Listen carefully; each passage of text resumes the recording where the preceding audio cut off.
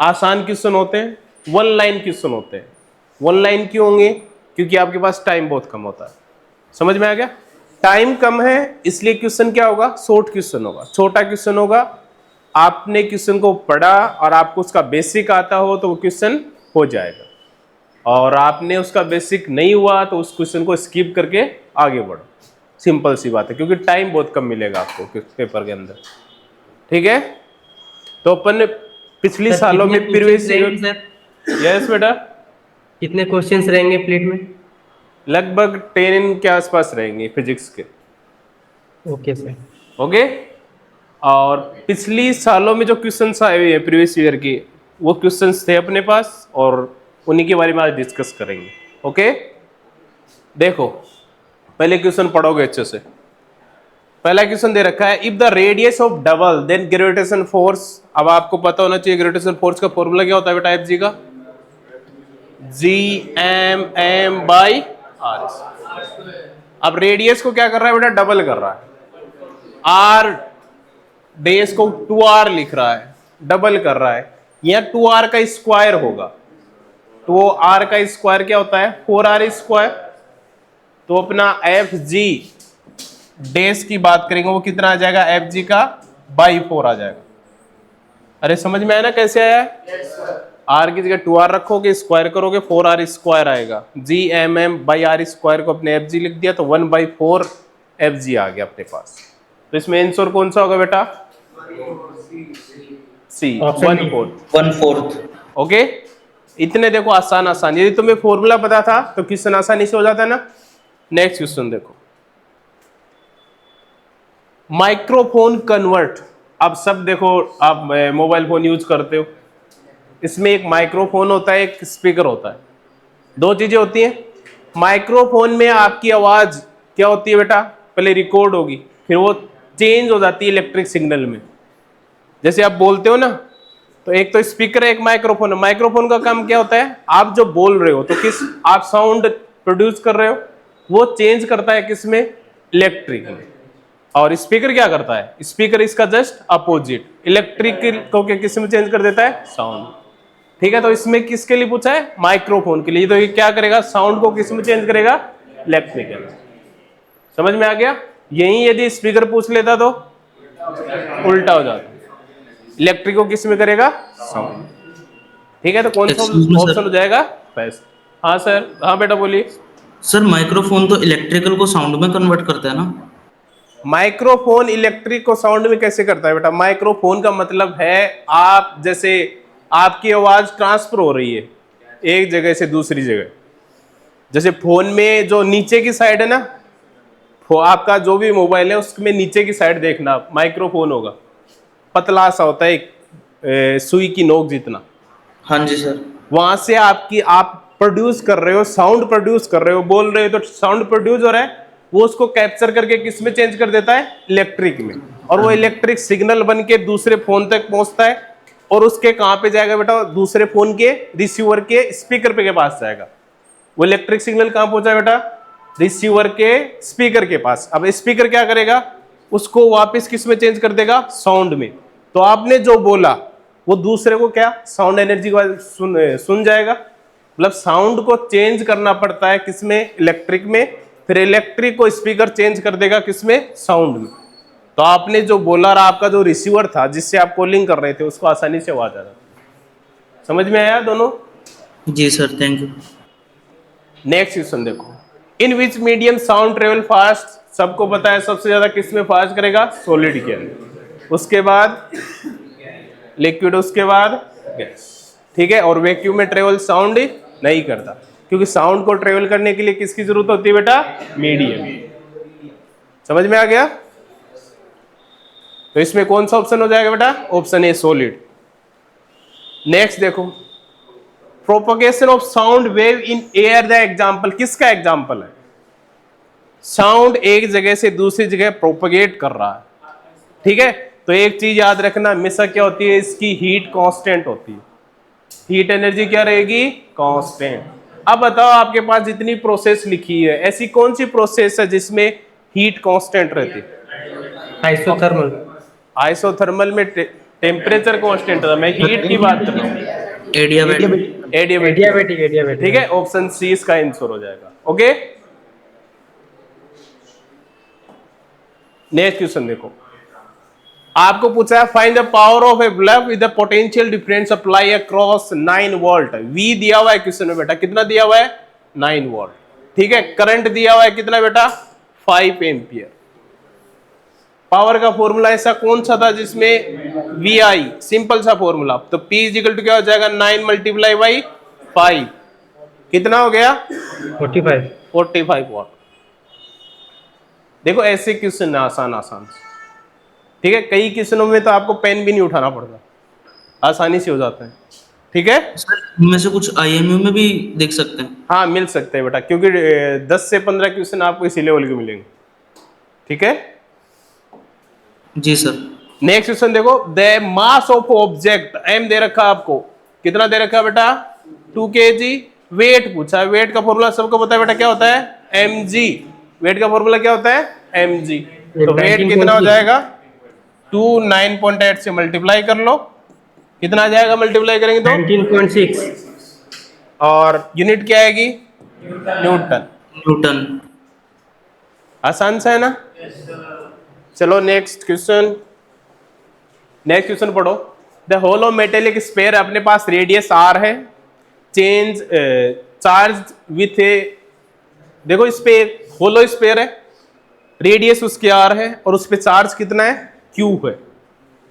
The electric potential and intensity inside the sphere R. अब देखो, अपन ने क्या बात की है? स्फीयर है, उसका टोटल चार्ज होता है किस पे बेटा? सरफेस पे।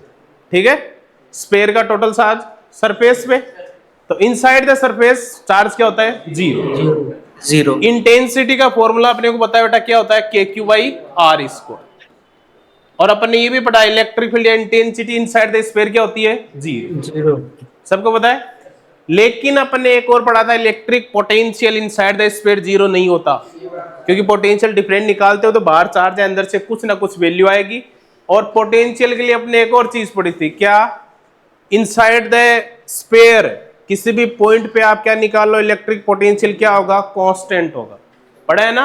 V की वैल्यू क्या होगी? कांस्टेंट। और कितनी होती है? V KQ by R। V equal to क्या होती है बेटा? KQ by R। और ये वैल्यू कांस्टेंट होती है, आप स्फीयर के किसी भी पॉइंट पे निकाल लो। तो पूछा क्या क्या था अपने को? इलेक्ट्रिक पोटेंशियल पूछा है और इंटेंसिटी। इंटेंसिटी क्या है? जीरो। पोटेंशियल क्या है? KQ by R। तो बी ऑप्शन हो जाएगा। ठीक है, देखो फॉर्मूले आते तो आसानी से होगा। हाँ बेटा बोलिए। सर, ये मेटल की जगह नॉन कंडक्टिंग होता तो? हाँ, अब बात आती है नॉन कंडक्टिव सरफेस होती तब क्या होता?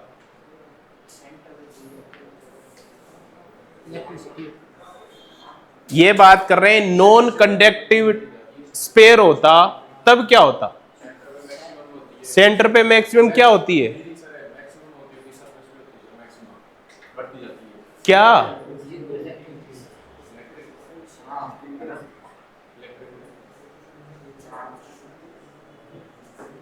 यदि इसकी जगह देखो, ये अपने लिया क्या है? होलो मेटेलिक स्फीयर लिया है। नॉन कंडक्टिंग का मतलब क्या समझते हो? नॉन कंडक्टिंग स्फीयर लेंगे तब होगा क्या? खड़ा हो बेटा, सिंपल सा क्वेश्चन है। इसकी जगह क्या लिया अपन ने? Non conducting sphere. क्या होगा? इलेक्ट्रिक फील्ड सेंटर पे जीरो होगा और के बाहर KQ बाई R स्क्वायर हो जाएगा।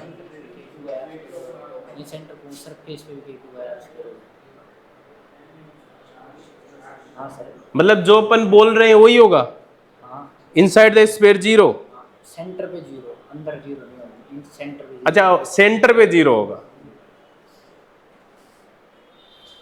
और कोई बताना चाहेगा?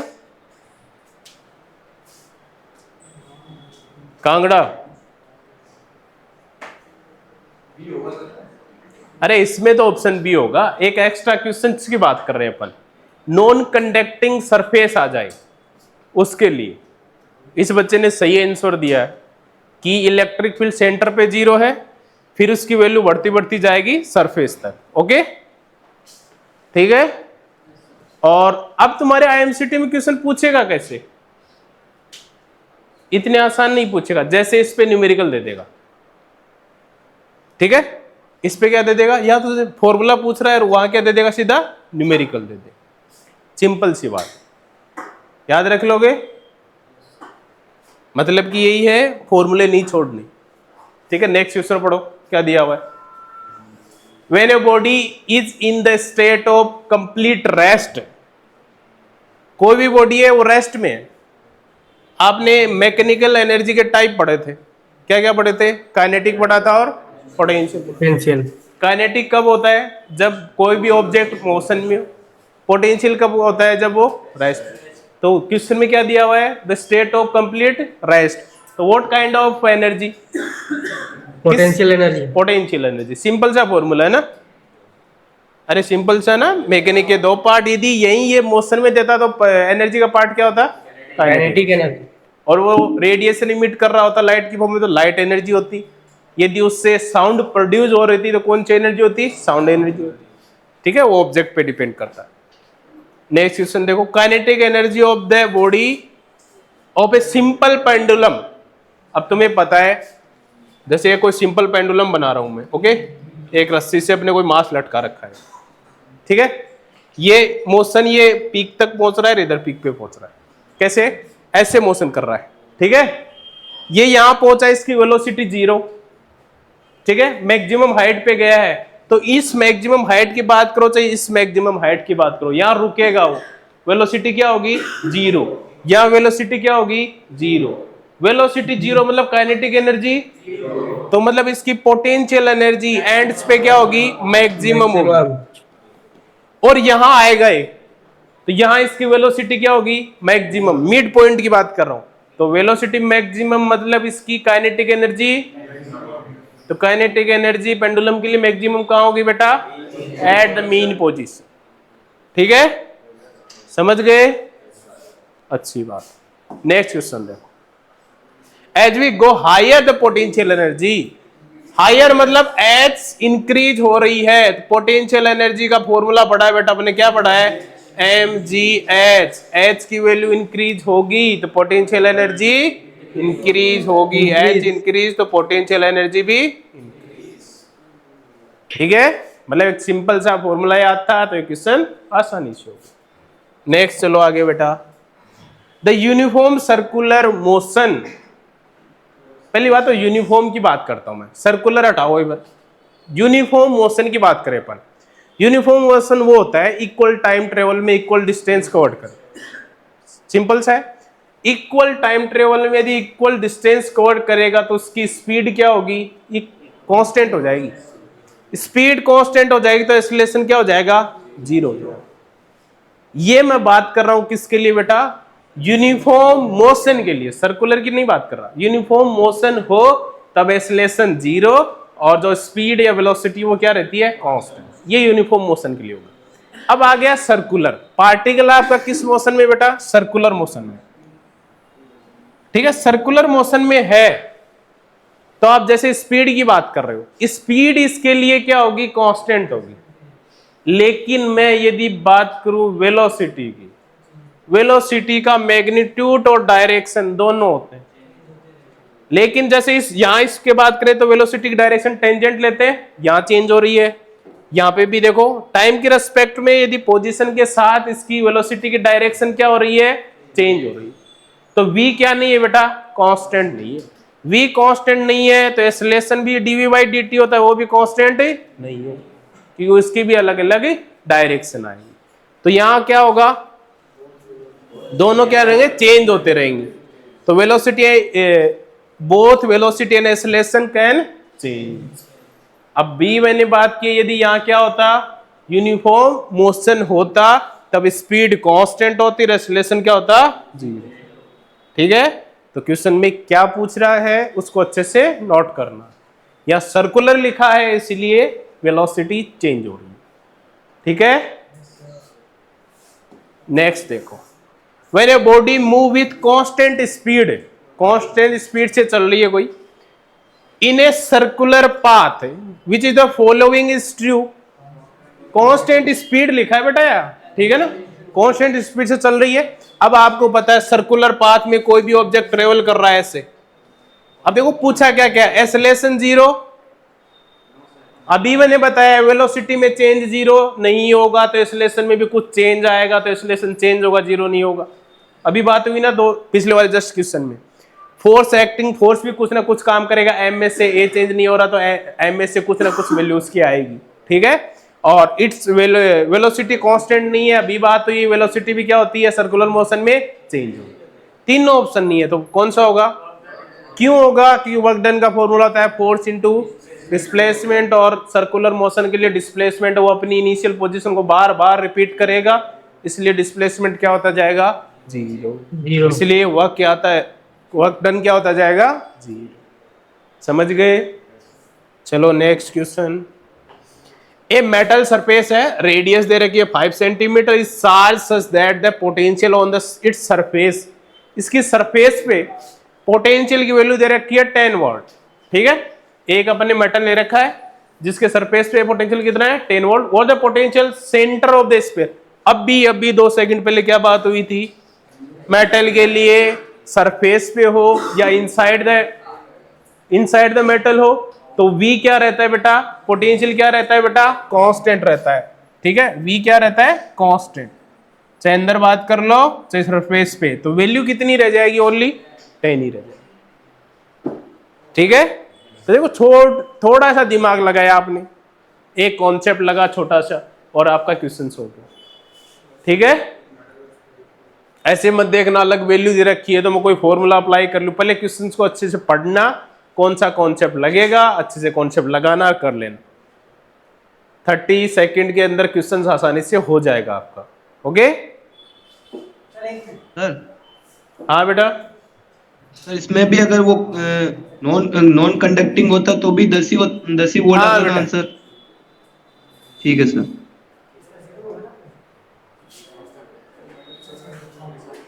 चले बेटा नेक्स्ट क्वेश्चन देखो, in AC circuit containing capacitor only.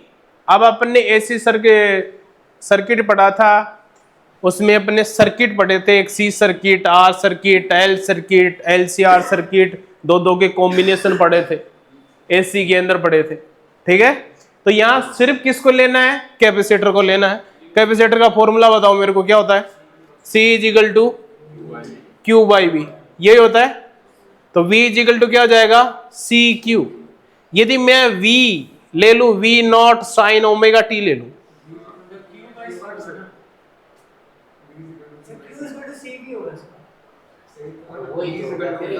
अरे क्या बोल रहे हो,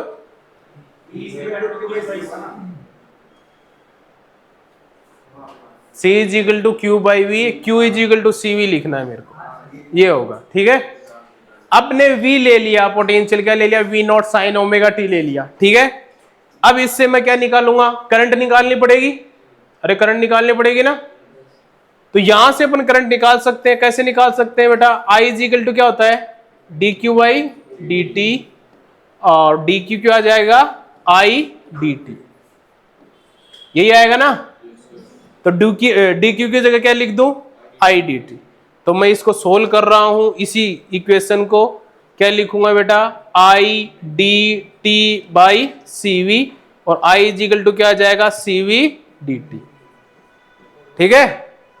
अब V का फंक्शन अपन ने क्या मान रखा है, V naught sine omega T, यही मान रखा है।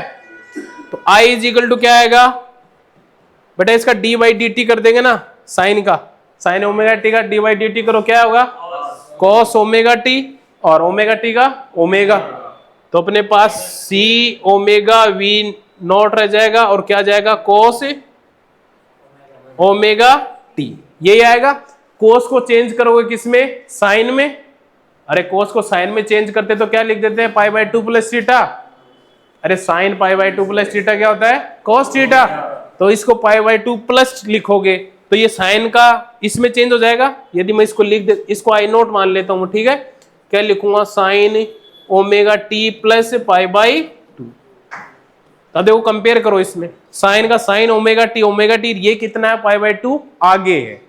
तो यदि अपना इसका ग्राफ भी बनाएंगे तो यदि v का ग्राफ ये होगा, साइन का ऐसे बनाते हो ना, तो कोस का कैसे बनाते हो, ऐसे, ये मिनिमम पे मैक्सिमम ऐसे होगा, ठीक है ना, ऐसे ऐसे होता है ना कोस का मैक्सिमम से स्टार्ट। तो ये किसके लिए बेटा, आई के लिए, ये किसके लिए बेटा, वी के लिए, ठीक है। तो अपन इसके लिए क्या बता सकते हैं, करंट कितना आ गया बेटा, π/2 आ गया ना, अरे करंट में प्लस π/2 आ रहा है, तो सी के लिए करंट कितना आ गया है, π/2 आ गया। तो ऐसा ऑप्शन कौन सा है जिसमें आई लीड कर रहा हो, आई लीड द वी बाई, हाँ ए ऑप्शन ही है, π/2 से लीड कर रहा है ना। अरे ऐसा क्वेश्चन अपने हर सर्किट के लिए निकाले हैं, ठीक है ना, एसी के अंदर। और मैंने वहां पे भी बोला था बेटा ये याद रखना, ऐसे क्वेश्चंस पूछ लेता है कि कौन आगे है और कौन पीछे, ठीक है।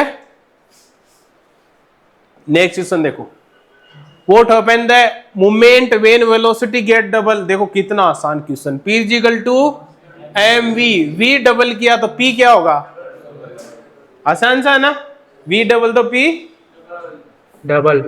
नेक्स्ट क्वेश्चन देखो, what is the change. Excuse me sir, हाँ बेटा क्या बोल रहे हो, सर वो पी तो कांस्टेंट होता है ना। वापिस बोलना। सर वो लास्ट वाले क्वेश्चन में हमें जहाँ तक पता है सर, पी तो कांस्टेंट रहता है ना हमेशा। P कांस्टेंट रहता है हमेशा, हाँ सर। हाँ ये P कांस्टेंट रहता है हमेशा जब अपन सिंपल एक कोलिजन की इसके लिए बात करें तो, ठीक है। अपन न तो कोलिजन करा रहे हैं यहाँ पे, ठीक है, न कंपैरिजन करा रहे हैं, अपने सिर्फ वेलोसिटी को डबल किया है, तो P पे इफेक्ट क्या आएगा, सिर्फ ये पूछा, ठीक है। ठीक है सर, हाँ सर ठीक है। नेक्स्ट क्वेश्चन देखो, what is the change in G when the radius is reduced by 1%। 1% से रिड्यूस कर रहे हो तो मान लो कितनी थी, 100% थी, ठीक है। तो 1% रिड्यूस कर दिया तो कितना बचा, 99%। या 1% रिड्यूस, तो मैं आर डेस को एक चीज ये भी लिख सकता हूं, परसेंटेज हटाऊंगा तो ये लिख सकता हूं, अरे यही तो बचेगा। तो जी का फॉर्मूला बताओ क्या होता है, जी एम बाई, और जी डेस क्या आएगा, जी एम बाई आर डेस का स्क्वायर, यही आएगा ना। आर डेस की वैल्यू क्या रखोगे, 0.99 आर, इसको सोल्व कर लेना, आंसर आ जाएगा, ठीक है। और 2% के आसपास आएगा, ठीक है ना, इसको सोल्व करोगे तो आंसर आ जाएगा, ठीक है। ऐसे परसेंटेज वाले क्वेश्चंस ग्रेविटी के लिए और ग्रेविटेशन फोर्स के लिए, दोनों के लिए पूछ लेता है। तो आपको याद रखना है, पहली बात तो रिड्यूस करा रहा है कि इंक्रीज कर रहा है, क्या कर रहा है वहां पे, समझ में आ गया। और रिड्यूस करा रहा है तो माइनस कर दोगे, इंक्रीज हो रहा है, बढ़ रहा है तो क्या कर दोगे, प्लस कर दोगे, समझ में आ गया, ऐसे ही। और यार रखोगे, इसको सोल्व करोगे, आंसर आसानी से। सर 1% आ रहा है इसमें। कितना आ रहा है, 1% आ रहा है मेरे। 1% नहीं है, 2% आ रहा होगा बेटा। करो मैंने इसको 1/2 0.99 का स्क्वायर करके दिखाओ अभी।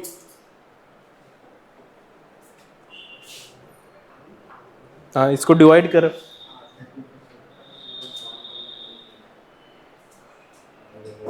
सॉरी सर, कैलकुलेशन वापस करो बेटा।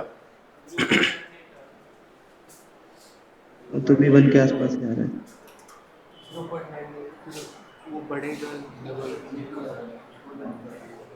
अरे जो आ रहा है उसका परसेंटेज भी निकालना है ना, क्योंकि आंसर परसेंटेज में है।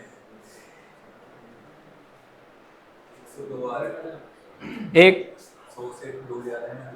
हाँ वो 102 आ रहा है तो वो 100 का 102 हो रहा है तो 2% इंक्रीज होगा, वैसे ही आएगा, हो गया ना। चलो अच्छी बात, ऐसे फॉर्मूले याद रखना और वैल्यू रख देना, आसानी से क्वेश्चन हो जाएगा। नेक्स्ट क्वेश्चन देखो जल्दी, what will be the effect on gravity when the radius of earth double. अब सबको पता है रेडियस डबल, तो ग्रेविटी का फॉर्मूला वही, जी का क्या फॉर्मूला बेटा, जी एम बाई, और रेडियस को क्या किया आपने, डबल, तो 2r का स्क्वायर, तो क्या बनेगा 1/4 gm बाई आर स्क्वायर। ये किसकी वैल्यू आ जाएगी, जी डेस, जी डेस की आ जाएगी, ठीक है। मतलब कितना हो गया, 1/4 हो गया। नेक्स्ट क्वेश्चन देखो, solar heater does not work in. अब सोलर हीटर हो चाहे सोलर कुछ भी हो, कब यूज करेगा? जब उसको सोलर एनर्जी मिलेगी, मतलब सन से आने वाली रेडिएशन मिलेगी। अब देखो कौन से विंटर में भी मिलती है, समर में भी मिलती है, रेनी सीजन में आ जाए, ठीक है, लेकिन कब नहीं मिलेगी? क्लाउड, क्लाउड के नीचे यदि वो आ रहा है तो नहीं मिलेगी, ठीक है। रेनी सीजन में भी कई बार क्या होता है, निकलता है, अरे आसानी से उसको प्रोवाइड हो जाती है, लेकिन कम होती है।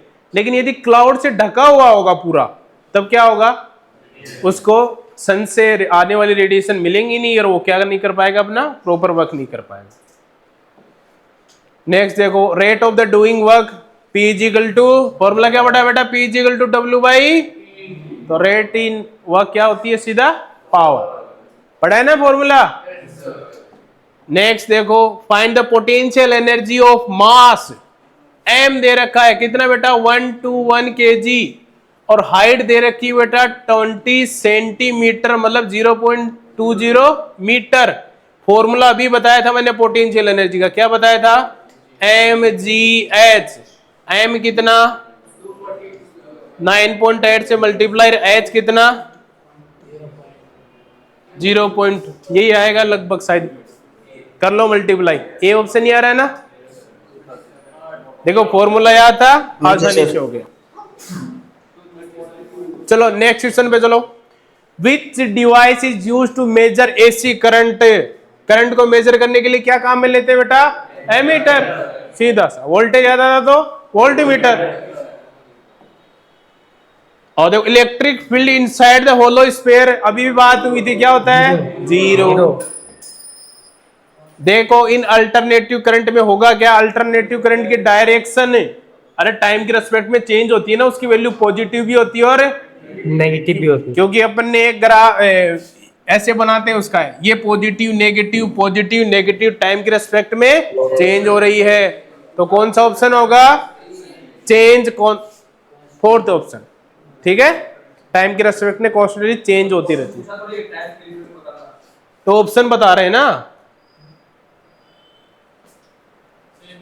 ये जरूरी नहीं क्वेश्चन में ही आपको आंसर मिले, कई बार ऑप्शन पढ़ोगे तो आपको पता रहेगा कि आंसर निकालना कैसे है। हाँ, डी ऑप्शन ही होगा, ठीक है। अरे कांस्टेंट चेंज होती रहती है, ये नहीं कि कभी प्लस कभी माइनस, नहीं, कांस्टेंट चेंज होगी वो। देखो पहले ऊपर नेगेटिव पॉजिटिव ऐसे चलेगी इसकी वैल्यू। देखो which one of the following is the physical quantity, अरे जो यूनिट नहीं है फिजिकल क्वांटिटी कौन सी बेटा, केल्विन, ग्राम, ये सब यूनिट होती है। लेंथ क्या होती है, फिजिकल क्वांटिटी होती है, यूनिट वाले चैप्टर से। नेक्स्ट क्वेश्चन देखो, the product of resistivity and conductivity, resistivity rho, conductivity 1/ρ, sigma is equal to 1/ρ।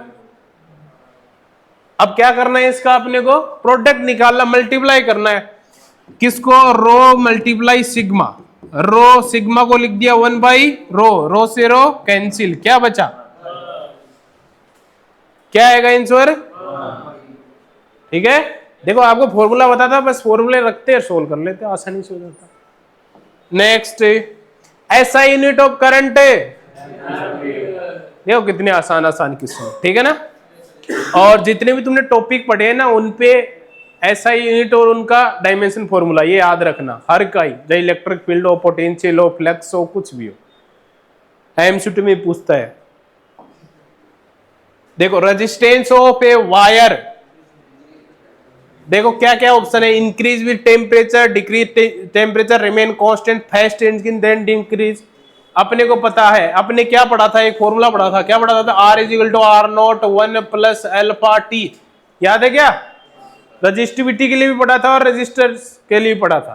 तो टेम्परेचर बढ़ाओगे तो क्या होगा, रेजिस्टेंस बढ़ेगा, ठीक है।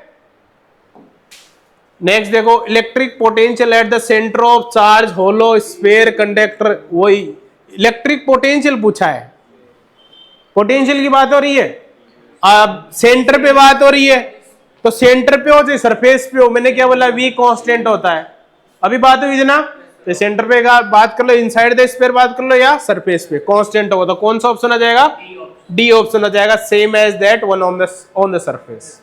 ओके, ये क्वेश्चन बार बार आ रहा है। If a wire with resistance R cut into 5 piece, then it connect into parallel combination, the equivalent resistance R, then R ratio R days. ठीक है, आपको क्या दिया, जैसे कोई आर रेजिस्टेंस था अपने पास, उसके 5 पीस करने, तो कितने कितने हो गए बेटा, आर बाई 5, ऐसे 5 पीस हो गए अपने पास।